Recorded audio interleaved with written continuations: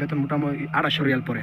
তো আপনি যখন 4 বছর পরে যাবেন তখন আপনার বেতন হবে, আপনার যে পেনশনটা হবে, পেনশনটা হলো 28 রিয়াল, এরকম নিয়ম করছে।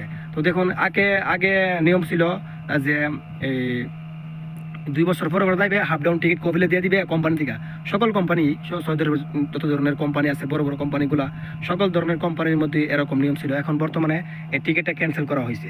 টিকিটটা ক্যান্সেল করা হয়েছে প্রতি বছর যখন 2 বছর পরে যাবে, 2 বছর পরে যাইলে আপনার এই এই যে 2 বছরের যত বেতনের যত হিসাব আছে, অনেকের আছে 2000 রিয়াল, অনেকের আছে 1600 রিয়াল, অনেকের আছে 3000 রিয়াল, মানে বেতন হিসাব করে আপনাকে পেনশন দেওয়া হবে আপনি ছুটি যখন যাইবেন। তো এই নিয়মটা এখন নতুন করছে সৌদি আরব।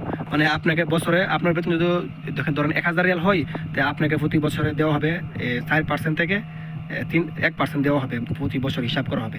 আর আগে নিয়ম ছিল খরচ নেওয়া যাইলে এটা একবারে দেওয়া হবে পেনশনটা, কিন্তু এখন খরচ নেওয়া গেলে